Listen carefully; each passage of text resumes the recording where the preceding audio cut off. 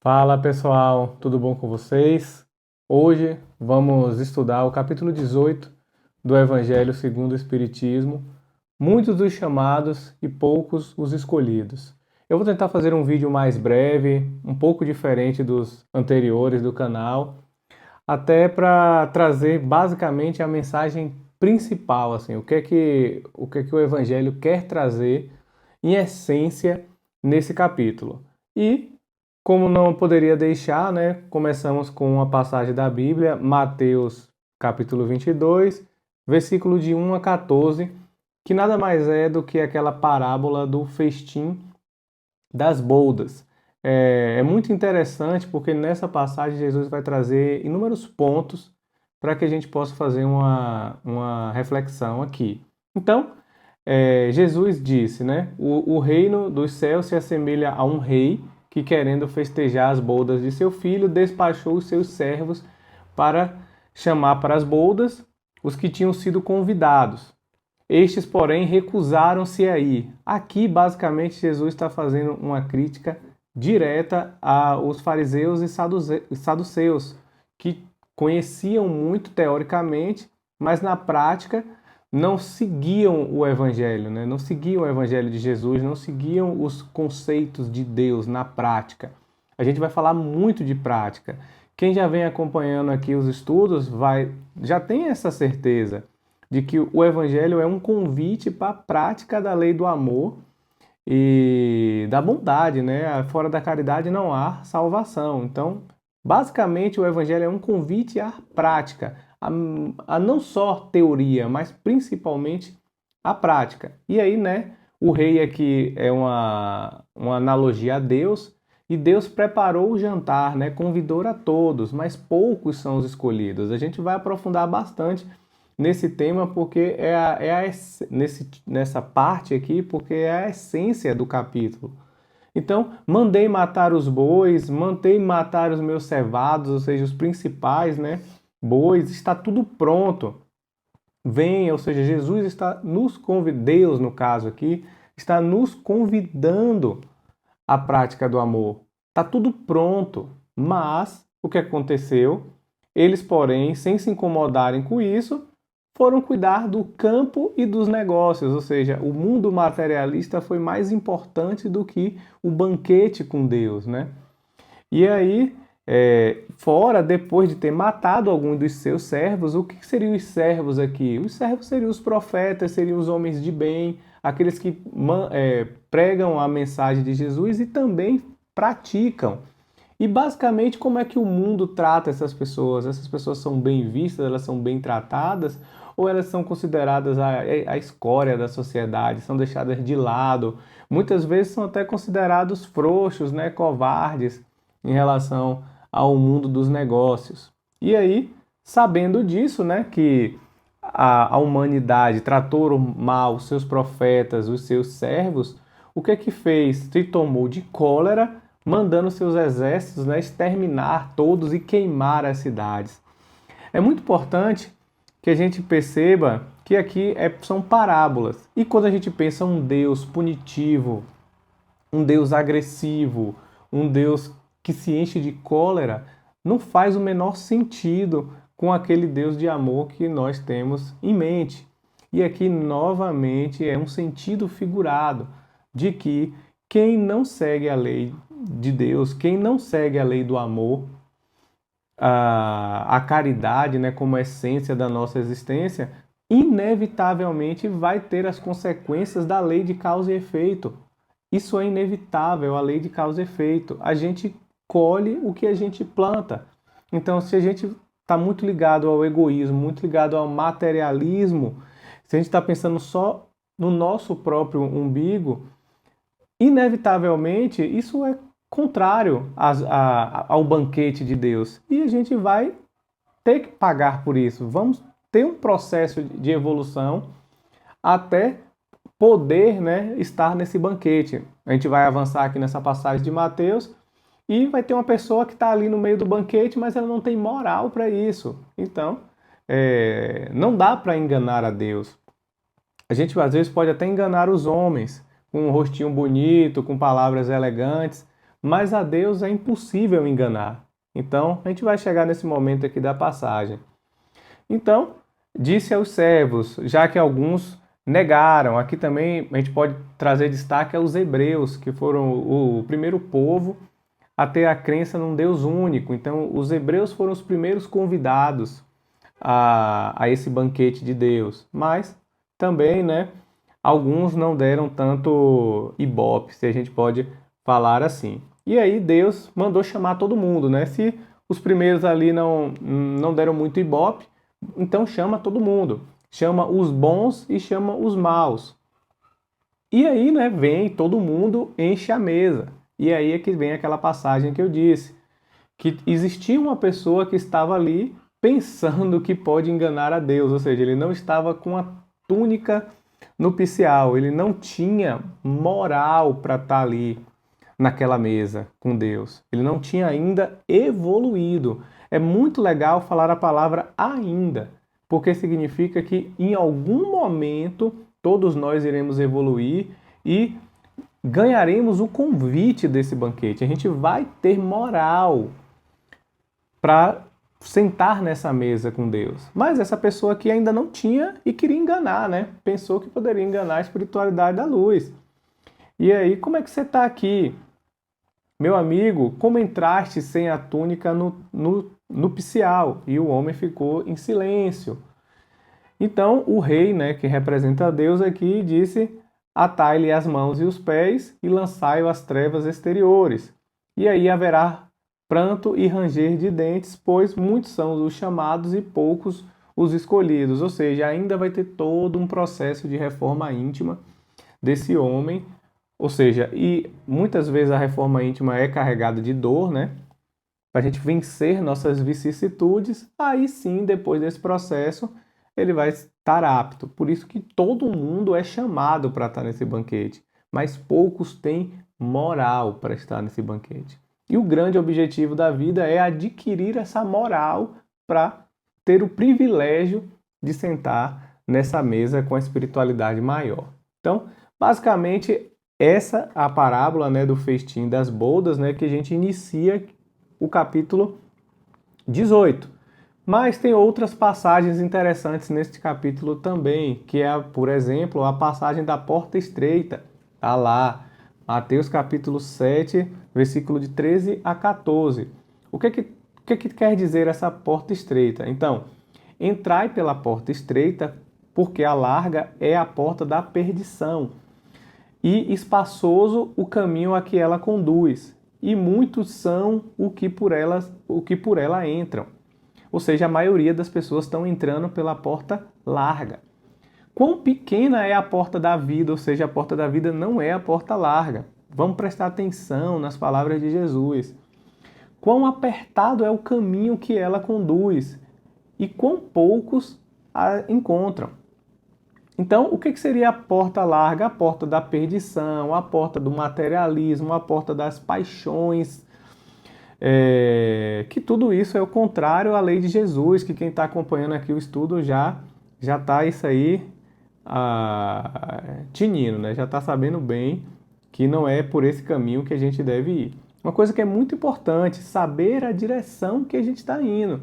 Porque se a gente está indo do lado oposto, ao invés de a gente estar sanando as nossas dívidas, a gente vai estar adquirindo novas dívidas. E é tudo que a gente não quer que aconteça. E aí ele continua na passagem. Por que esta porta tão estreita, que só muitos poucos é dado a transpor, se a sorte da alma é determinada para sempre após a morte? Aqui é novamente um convite que o Evangelho faz para a gente de perder essa ideia da unicidade da vida. Ou seja, se eu fui uma pessoa boa, eu vou ter o céu eterno. Se eu fui uma pessoa ruim, eu vou ter o inferno eterno. Se a gente for parar para pensar logicamente, isso não faz o menor sentido. Eu estou julgando as pessoas a um inferno eterno, a um céu eterno. E não faz o menor sentido, é só você parar para refletir um pouco sobre isso. Aí o próprio Evangelho ele vai aprofundar nesse tema, ele vai dizer, assim é que com a unicidade da vida, a gente não consegue explicar várias coisas, a gente não consegue explicar uma pessoa que nasce doente, a gente não consegue explicar pessoas que desencarnam tão jovens, a gente não consegue explicar irmãos que não se entendem, mãe que não gosta de filho, filho que não gosta de mãe. Isso não faz sentido se a gente só considerar uma vida. E aí, para a gente fechar esse ponto, com a anterioridade da alma, ou seja, com a pluricidade dos mundos e das existências, né, das reencarnações, o horizonte do esclarecimento se alarga e se faz pontos de luz sobre os mais obscuros pontos da fé. Então, isso é uma questão muito interessante para a gente estar pensando. Outro ponto legal aqui deste capítulo, que eu não poderia deixar de mencionar, é que nem todos os que dizem Senhor, Senhor entrarão no reino dos céus. Isso aqui vai trazer uma máxima muito dos falsos profetas. De tanta gente que fala, né, que profetiza no nome de Deus, que fala, que tem muito conhecimento, que fala muito bonito, que arrasta multidões na igreja, mas não pratica. Tem Jesus, tem Deus nos lábios, mas longe do coração. O próprio Jesus fala isso quando ele vai se direcionar aos fariseus. Vocês me têm nos lábios, mas não me têm no coração. Ou seja, vocês não praticam a lei de Deus. Muito pelo contrário, vocês sempre arrumam um jeitinho para não praticar a lei de Deus. Tentar brechas na lei para tentar enganar Deus. E isso não é possível. Então, nem todos, né, que tem aquela carinha bonitinha, que fala bonito, enfim, né, que arrasta multidões, praticam a lei do Evangelho. Quando a gente for falar da instrução dos Espíritos aqui, que é sempre o final do capítulo, Simeão vai trazer uma dura reflexão sobre isso, dizendo que, coisas que a gente já falou em capítulos anteriores também, que quer conhecer uma pessoa, veja os atos dela, veja o que ela faz, a prática. Conhece uma boa árvore pelos seus frutos. É assim que a gente conhece, não pelo que ela fala, não pelo seu discurso, mas sim pelos seus atos. É assim que a gente deve analisar as pessoas. O que elas fazem, como elas são, do ponto de vista de atitudes. É assim que a gente sabe quais são os frutos dela, né? Que são os frutos, são de fato as atitudes. Mas a gente também vai falar um pouco sobre isso aqui, que é o final da nossa reflexão. Não quero muito me alongar para a gente não fazer um vídeo tão longo, né? Vamos tentar fazer uma coisa mais sucinta aqui para trazer a ideia principal. Aí aqui, né, tem um outro ponto antes da gente avançar, é que Jesus vem. A gente precisa sentir a Bíblia. É uma das coisas que eu já falei em capítulos anteriores, mas aqui é muito bacana. Quando Jesus chega, e Jesus, Espírito Crístico, ele não erra. Então, assim, ele não erra nem na carne. Então, quando ele fala aqui, ó, aquele que ouve as minhas palavras e pratica é comparado a um homem prudente que construiu sua casa sobre a rocha. Então, vai vir tempestades, vai vir turbulências, mas ele vai continuar firme. Porque ele é um homem prudente, porque ele tem a teoria, mas ele principalmente tem a prática do Evangelho de Jesus. Mas aquele que a gente falou, né, que tem muito discurso, que tem o famoso gogó de ouro, mas que não pratica absolutamente nada e às vezes pratica até o oposto do que Jesus prega, se assemelha a um homem insensato. Ou seja, Jesus está chamando essa pessoa de insensato, que constrói a sua casa na areia. Então, quando vier a turbulência, ele vai sucumbir. Essa passagem está lá em Mateus capítulo 7, versículo 24, Lucas capítulo 6, de 46 a 49. Então, continuando aqui, né, serão os cristãos os que honram com exteriores atos de devoção e, ao mesmo tempo, sacrificam o seu orgulho, o seu egoísmo, a sua cupidez e todas as suas paixões. O que não era de caso os fariseus aqui, né? Que tinham no lábio, mas não tinha no coração. E ele vai demais, assim, quando os fariseus chegam perto dele, ele fala: afaste-se de mim, vós que desmentis com atos o que pronuncia com os lábios. Isso aqui, gente, a gente precisa, novamente, eu não posso deixar de falar como é necessário sentir. A Bíblia ela não pode ser uma coisa lida corrida. assim acelerada, com uma meta para vencer. A Bíblia é uma coisa para ser lida durante uma vida inteira. E aí ele vai lá, ó, afastai-vos de mim, os que derramais sangue dos vossos irmãos em meu nome, os que fazem correr lágrimas ao invés de secá-las. Então, toda aquela ideia de separar, de minha igreja é melhor que a sua, em nome de Jesus, eu estou fazendo determinadas coisas, mas eu estou fazendo meu irmão chorar, isso não pode ser em nome de Jesus. O nome de Jesus não pode causar dissonância e discórdia nas famílias. Isso não é o nome de Jesus, não faz o menor sentido o que o próprio Jesus quis trazer. Trazer união, fraternidade, cooperação. E não eu sou melhor que você, a minha fé é melhor do que a sua. A gente precisa trazer mais a matemática para a nossa vida, para a gente entender que tem certas frases e certos conceitos que não fazem o menor sentido e que não fazem sintonia com o que o Mestre Jesus veio trazer para a gente. E aí continua, não espere dobrar a justiça do Senhor com a multiplicidade das suas palavras. Não pense que o seu gogó vai ser o suficiente, por melhor que seja ele, e você vai conseguir dobrar a Deus. E aí ele fecha com assim, uma coisa que é assim, a essência do Evangelho, não apenas desse capítulo, mas como o Evangelho como um todo. O caminho único está aberto. Quem está falando isso é Jesus. O caminho único está aberto para achar graça perante Deus. É a prática sincera do amor e da caridade. Eu poderia terminar o nosso estudo aqui agora.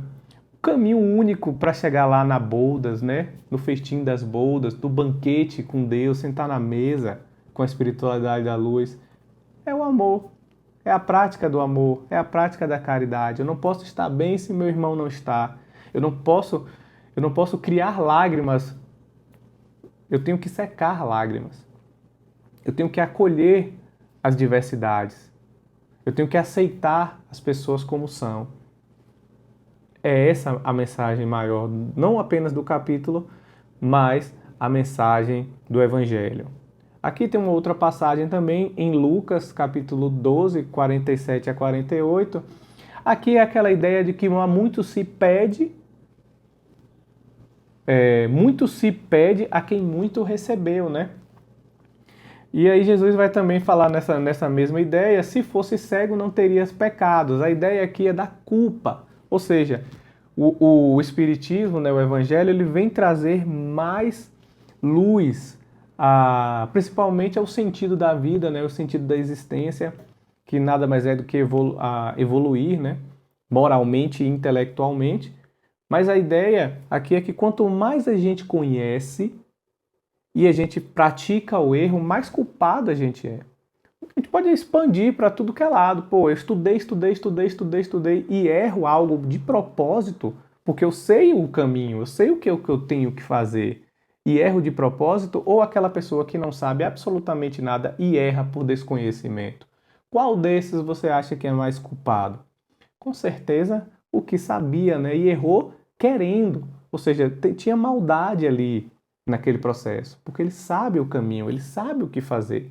Eu vejo algumas pessoas com muito medo disso. Ai, meu Deus, não quero conhecer muito do Espiritismo, não quero aprofundar muito na minha reforma íntima, porque eu vou ser mais cobrado. Mas o próprio Jesus disse, tudo bem, quem mais recebeu, mais será cobrado, mas também aquele que vencer as suas provas e expiações, mais será dado.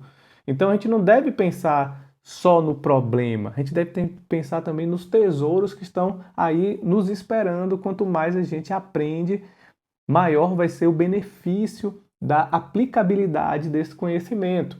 E aqui, para a gente finalizar na instrução dos espíritos, com o meu intuito aqui deixar um vídeo mais curtinho, eu trago aqui de Simeão Bordeaux, em 1863. Aí ele vai dizer, ele vai ser bem duro nas suas palavras. Basta dizer sou cristão para ser um seguidor de Cristo? Basta? Tipo, sou cristão, vou para a igreja X, vou para a igreja Y, então eu sou um servidor de Deus? Será que basta isso?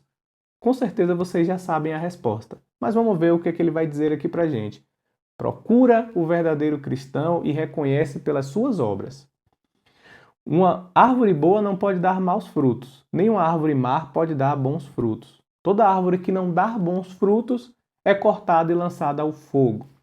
O sentido do fogo é o sentido da renovação, é o sentido da purificação, porque todos nós, em absoluto, vamos sentar juntos no grande banquete de Deus. Alguns vão chegar antes, alguns vão demorar mais um pouco, mas todos, inclusive até aquela pessoa que você acha que é impossível, ela também vai. Cada um no seu tempo, cada um na sua velocidade. E Simeão finaliza falando: essas são as palavras do Mestre, discípulos de Cristo. Compreenda bem. Observe as pessoas pelos seus atos, pelas suas atitudes. Boas, caridosas, mansas, recheadas de amor. Esses são os verdadeiros discípulos de Jesus. Que a paz do Senhor esteja com todos vocês, hoje, sempre e por toda a eternidade. Até o nosso próximo estudo.